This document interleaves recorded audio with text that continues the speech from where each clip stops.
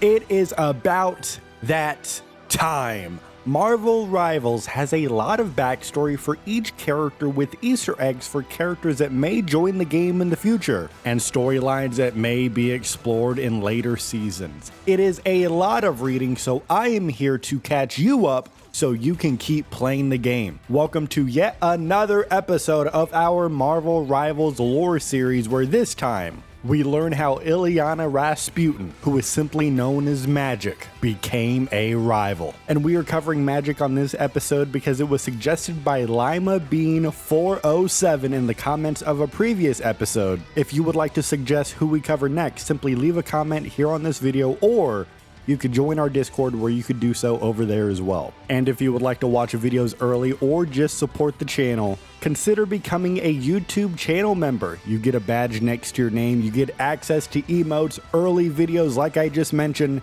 On top of all of that, you may be the one single person on Earth that could trap me in Limbo. But I'll tell you this right now, I don't think you got the guts. And with all of that said, welcome to Chapter 1, Limbo Border. The story begins where all stories should, in Limbo, and flames are all around. It's hot. I hope you brought sunblock. And down in Limbo, the demons are paying their respects to their queen, Illyana Rasputin, the mutant who is simply known as Magik. Magik has just had a war with the gods and the demons, and now she is back home. But when she arrives, there is someone waiting for her. It is none other than Wanda Maximoff, the Scarlet Witch. Magik looks over at Wanda and says, "What brings you to my kingdom, witch?" That was, I'm sorry, that was a bad accent. Hold on a second. Let me try that one more time. "What brings you to my kingdom, witch?" No. Okay.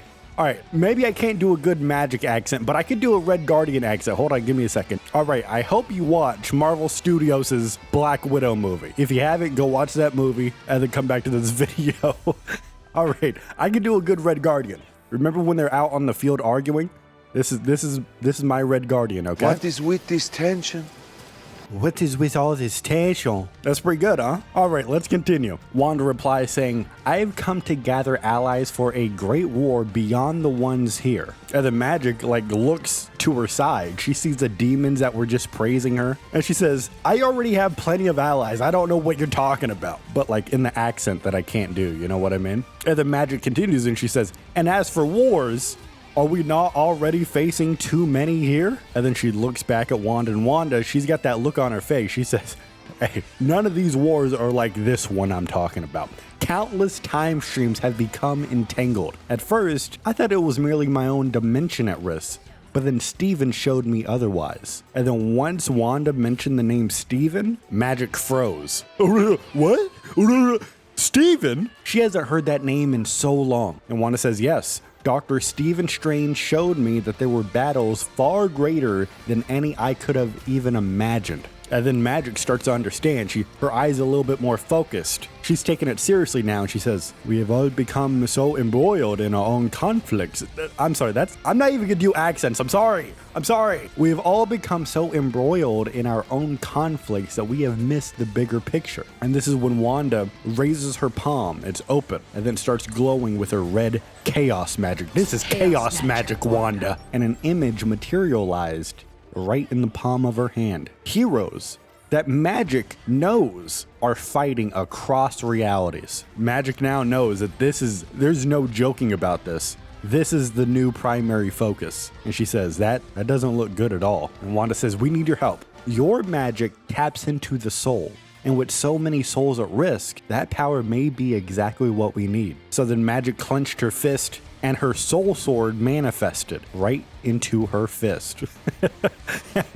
And it's massive blade studios gleaming with her power. And then Magik says, "But even a soul as pure as a snowflake can be corrupted." And that right there, that's called a little comedic relief right before the big reveal. She's foreshadowing, because then Magik's demonic transformation began. Magik got those twisted horns now, a pointed tail, and some new armor, turning her from Magik into the Dark Child. And as she's transforming, the flames all around in Limbo start to roar and get even hotter, because she is now in her most powerful form. And then Wanda's looking at her for a second. She goes, Did I make a mistake? I don't know. But while Wanda is having this internal conflict with herself, a third party is now here. They hear this gruff voice, and it says, "Put down the sword, darling. Wanda ain't lying. Not this time, at least." And a guy like me, I am perfect at impressions, so you already know what voice that is. That is Logan, the Wolverine, right here in Limbo with the Scarlet Witch and the Dark Child. Wolverine steps out, and then all of the demons in Limbo became silent. They were scared of the Wolverine. And then Wolverine keeps talking. "You'll always be that little girl I used to know." He's looking right at Magik, and then Magik raises one eyebrow. She says, "You know what, Wolverine? What brings you to this place? Stepping one-on-one with the great one, the people's champion, the Limbo's champion. I'm raising my eyebrow right now. What brings you to face Magik? What brings you to face the Dark Child? What brings you to face the Rock?" And then Wolverine responds by saying, "Search and rescue. We've been gathering lost mutants, bringing them back home to Krakoa. The time stream's a mess, but Krakoa is one of the few safe places." That's not bad, Wolverine, is it? That's not awful. Now, Magik, she starts a little bit of banter. Or not banter, she's like not taking Wolverine seriously. She looks around again. "I'm not in need of a sanctuary. I have things under control." "Sure, sweetheart, but I never said I came to get you." And then Wanda butts in, she says, "Then who?" "Just a kid, but she's got some dimension warping ability. Opened a portal, got sucked into it. Lucky for her, I followed." So then we have Magik, Wanda, and Wolverine turn to look at the child. It's trapped in the chaos of Limbo's distorted reality. And then Wanda says she's probably terrified. Logan says, "No shit, Sherlock." He didn't actually say that, but in my version of events, he said that. Magik says, "I lived it myself, and I won't let another mutant go through what I did. Follow me." And it's at this point, Magik is still in Dark Child form. She's got the horns and everything. But now, after she said that, she's transforming back into regular Magik. And then as she's transforming back, Magik is saying, "I'm in charge here. You will always have my respect, Logan, but here in Limbo, I lead." Wolverine doesn't put up a fight. The three start walking across Limbo. Despite their differences, they have the same mission now: to find the lost child. And then Wanda says, "I could sense her presence ahead." So then Wanda starts walking out in front. She's leading. They're walking up to a cave, and as they're about to walk into the cave, reality around them began to warp. Wanda started using her chaos magic. This is chaos magic, Wanda. She started using it to try to attempt to stabilize time and space, but it wasn't perfect. Here, her magic has a little bit of a limit, so it's not perfect, right? So then a rock slide blocked the cave. They can't get in. Magik takes a step forward. She said, "I got this." She opened up a portal in the air, creating an exit for the child in the cave. As Wolverine says, "Nothing to worry about now, kiddo." And then Magik is still all about business. She is instantly saying, "How will you get her home? Her powers are too unpredictable, and my stepping discs aren't reliable since the time stream's instability." And then Logan has a little bit of a smirk on his face. He says, "You know what? Maybe I'll just buy her a plane ticket. I got so much money now that I started in Deadpool and Wolverine." And Magik says, "That's not gonna work. We can't just do a plane." So then Logan smiled again. He said, "This old dog's got a few tricks left." So then Wolverine pulls out a seed. That's right, a seed. And he plants it in the soil of Limbo. And then a vine starts coming out, and that vine grows into a portal. A portal to where? You guessed it. You're so smart. It's a portal going to Krakoa. Wolverine takes a little girl's hand about to walk through the portal, and he says, "Well, you coming or not, Rasputin?" Magik takes a moment and then says, "I will join you, but only if Wanda can come too." Wolverine responds by saying, "Krakoa only lets mutants pass through its gates." And that's when Wanda smiles, raised her hands to the portal, and she says, "Nothing a little chaos magic can't fix." As she does that, the Krakoan gate starts to flicker, shifting from organic vines to a crimson hue. And if you don't know what that means, crimson means red. It's very red right now, as Wanda's magic began to work its way through. And then as they step through the portal, Logan says, "You want chaos, Wanda? Just wait until Magneto gets a look at you." And that, my rivals, is the end of chapter 1. Okay, so first off, pretty good story. I liked it. We got to talk about this though. This video, I hope you guys have been excellent about leaving comments on the videos for the series. I'm hoping this one has like one of the most, because I think a lot of discussion could be had about this story. Because as I'm reading it, I wouldn't say I was confused, but just questions are popping up that I would like to talk about. For example, we've already covered Wolverine and that whole thing, and I thought it was pretty definitive that he was in the 2099 Chronoverse, right? But Wolverine showing up here, is this a different Wolverine? Because that's also possible because we're doing a multiverse story. We could have multiple Wolverines.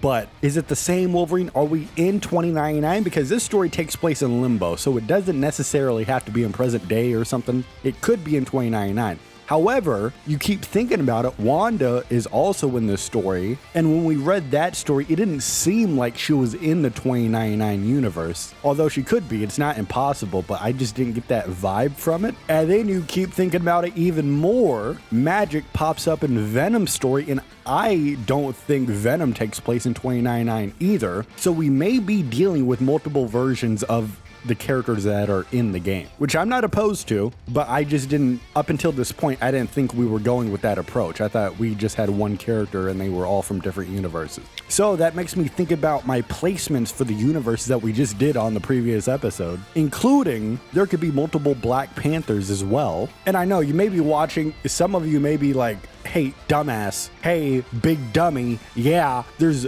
2 Doctor Dooms as the antagonists. How did you not think they were going to have multiple of the same heroes? I know what you're saying, but also it's just, you got 4 universes. You're launching the game with 33 characters, and you're going to add more with their own lore and stuff. I thought with the premise of the lore being a bit complicated, I would think they would want to simplify it by having each character that pops up tied to a universe or something, just so it's easier for like the casual people, people who aren't necessarily like me recording a video like this or like you watching a video like this. I would think they would have the story be consumable in some way, or at least easily accessible. That's just what I was assuming. But I'm also fine with multiple of the same characters popping up in different stories.